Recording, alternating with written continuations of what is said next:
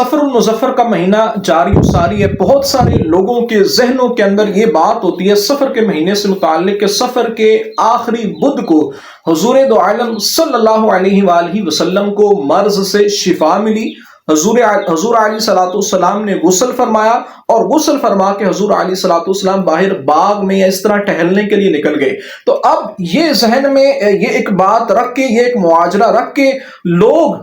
اس کے یعنی حضور علیہ الصلوۃ والسلام کو شفا ملنے کی خوشی میں بعض جگہوں پہ میں نے یہاں تک سنا، دیکھا میں نے کہیں یہ نہیں ہے لیکن میں نے سوشل میڈیا پہ یہ سنا کہ بعض جگہوں پہ لوگ مٹھائیاں تقسیم کر رہے ہیں، بعض جگہوں پہ کارخانے بند کر کے اپنے جو امپلائیز ہوتے ہیں ان کو اس دن کی چھٹی دے دی جاتی ہے، یا اسی طرح لوگ نہا دھو کے وہ باہر ٹہلنے کے لیے بازاروں میں اور پارکوں میں نکل جاتے ہیں اور ان کے ذہن میں یہ ایک امیج بنا ہوا ہوتا ہے کہ اس دن سفر کے آخری بدھ کو حضور علیہ الصلوۃ والسلام کو شفا یابی ملی. تو اس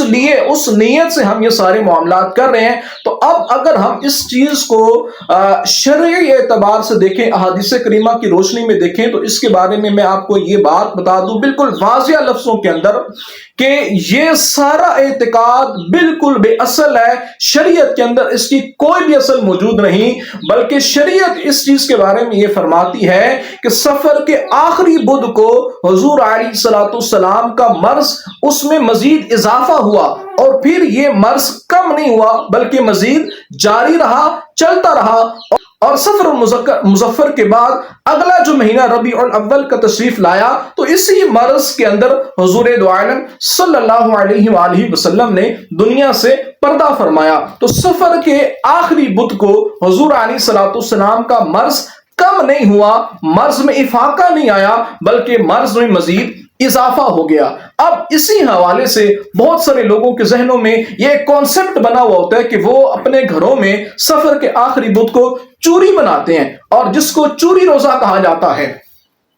تو اب اس حوالے سے بھی میں آپ کو ایک بات بتا دوں کہ آج کل کے اس دور کے اندر اگر کوئی شخص اپنے گھر میں چوری بنا رہا ہے تو چوری بناتے ہوئے گاؤں دیہاتوں کے اندر میں نے بہت سارے لوگوں کو دیکھا کہ وہ چوری روزہ تو بناتے ہیں، لیکن اب ان کو اس کے بیک کی بات کے پیچھے بات کیا ہے وہ کانسیپٹ یہ بھول چکے. تو اصل جو پچھلے لوگ تھے وہ اس کانسیپٹ سے چوری بناتے تھے کہ سفر کے آخری بدھ کو حضور علیہ الصلوۃ والسلام کو شفا یابی ملی تو اس نیت سے کہ چلو حضور کی شفا یابی کے لیے یہ دن بڑا مبارک ٹھہرا تو لہٰذا اس دن اب ہم چوری بنائیں گے. تو اب اس کانسیپٹ سے پچھلے جو لوگ گزرے وہ یہ چوری روزہ بنایا کرتے تھے. تو اب اگر کوئی شخص یہ کانسیپٹ رکھ کے چوری روزہ بناتا ہے، چوری اور تقسیم کرتا ہے، تو یہ کانسیپٹ رکھ کے یہ کام کرنا تو بالکل درست نہیں. ہاں اگر اس کے علاوہ اگر کوئی شخص گھر کے اندر چوری بنائے اور اس کو بنا کے خود بھی کھائے، بچوں کو بھی کھلائے، لوگوں کے اندر تقسیم بھی کر رہا ہے اور اس پہ دعا وغیرہ فاتحہ پڑھ لیتا ہے، حضور علیہ الصلوۃ والسلام کو اس کا ثواب پہنچاتا ہے،